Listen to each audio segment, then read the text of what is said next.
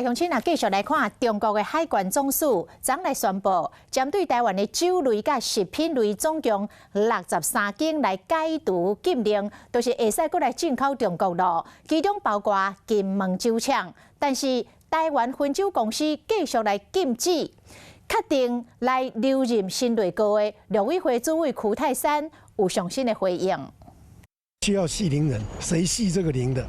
那全世界没有人在做这样的一个规范，那他自己去做跟国际惯例不符合的这样的一个设计，那他自己要去处理啊。